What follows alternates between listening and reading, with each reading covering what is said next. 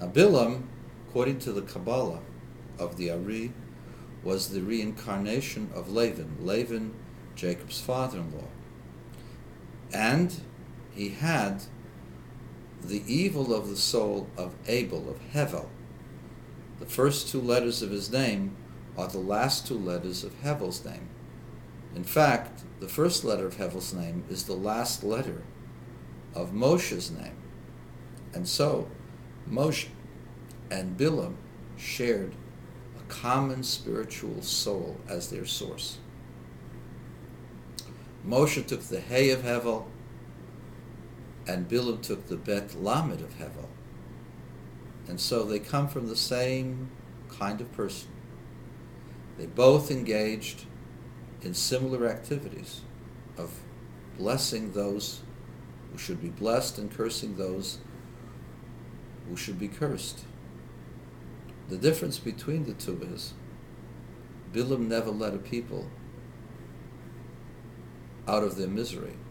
Bilam never cared about other people. He was a spiritual man, yes, but he only cared about himself. Moshe, on the other hand, did all that he could to take the people of Israel out.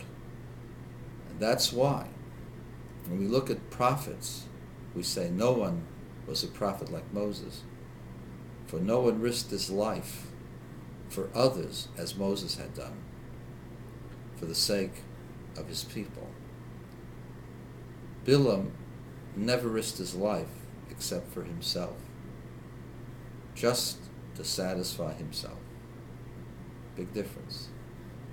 And since we're coming from Gimel Tammuz, the third day of Tammuz, the Rebbe's Yortzeit, many people wonder in what way does the Rebbe differ from the great tzaddikim of the generation. And although the great tzaddikim of the generation were all great men, wise men, the Rebbe was the only one who cared about every person of Israel. Everyone. The Rebbe wanted to lift them up on a higher level of performance of the mitzvahs and in the study of Torah. Everyone was his concern.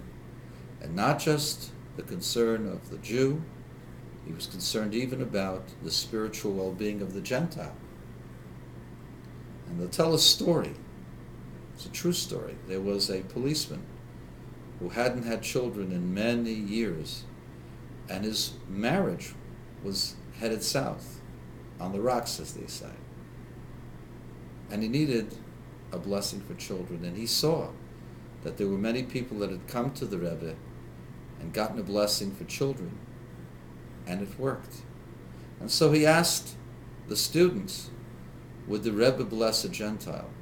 And they told him yes, and he should wait until the Rebbe was at the Ohel, the tent, the area of the burial site of his father-in-law, and before he entered, he should ask the Rebbe his request. He did so. The Rebbe asked him his name and his father's name, and 9 months later, a little boy was born to this Gentile policeman.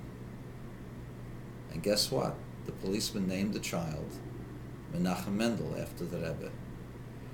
Although the boy was teased for his strange name, he told the boy the story and told him the reason why he gave him that name is so that he would carry the name of this great rabbi, who wasn't just the rabbi of the Jewish people, he was the rabbi of the whole world.